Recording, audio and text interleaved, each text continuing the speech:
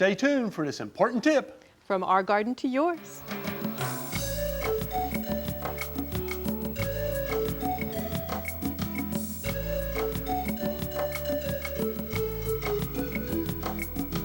Have a tough time choosing plants that can tolerate our summer heat? Well, Tom is here to share with me some of his favorites. Tom, tell me a little bit about your garden here. You know, this is a changing garden. I like it because I can come through and have a few perennials and have a few plants that I can replace. For instance, down here's the Cannas, and they're coming back, just starting to get a little flower head on this one here, but they were, you know, during the winter time all the way down to the ground, especially with last winter being so cold.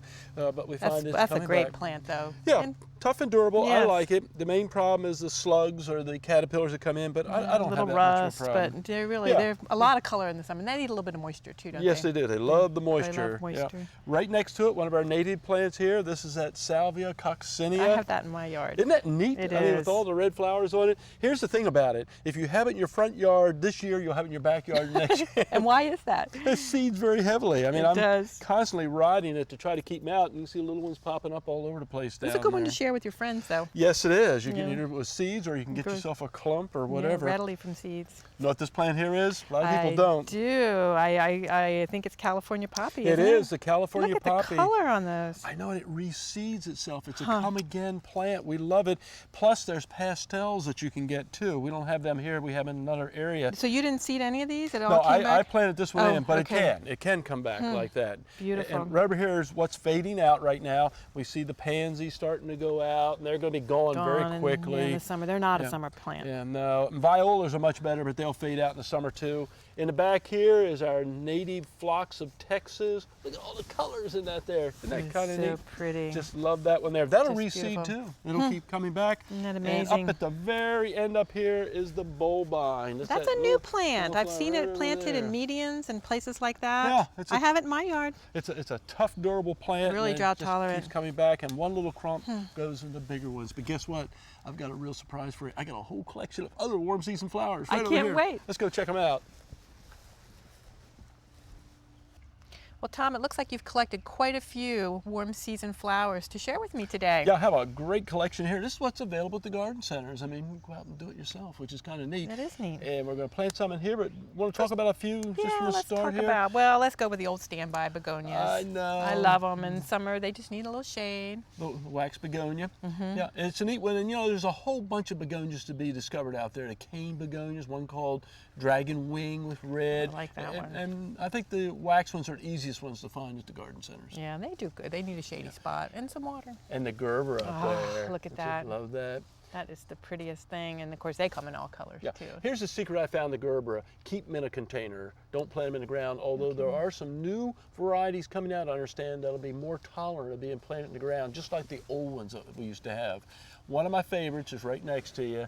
The polka dot plant or the Hypoestes. Now this is when you want to have some color, but you don't want to have a flower, or you can't have a flower. Yeah, it's got a little purple one, but it's not very noticeable. Yeah. But there's green and white, there's lighter pink and lighter greens. I love that plant. Yeah, I do too, and it can grow in the filtered sun. A little bit of sun would be fine. And right next to it, we might as well point out, because everybody's going to want to know, what is that one? And that's one of the euphorbias The that's diamond out frost. there. This is popular in the garden centers right now. Yes, it is, and Yeah. it works well in container gardens also. So A it great does well. plant. A great plant. Okay, Something you're on the spot. What are Okay. you going to plant in here? We got a Well- container. We got a nice loose potting soil. I'll loosen it up for you right yeah, there. that's the first thing to There we start go. out with is a nice potting soil.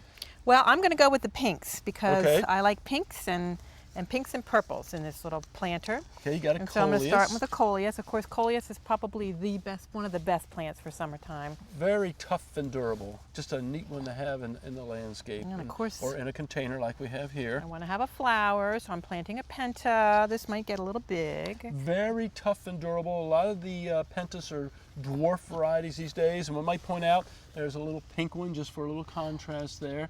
I like them all. I like the red the best because it brings in the hummingbirds and the butterflies. Which I love. Now Yep. I'm planting a cleome. Okay. Tell me a little bit about that. Another neat annual. It will grow almost year-round. Doesn't like the very cold weather, but we have ones that grow very tall and one that stay very small. White, pink, and maybe some little bit of purple in some of them there.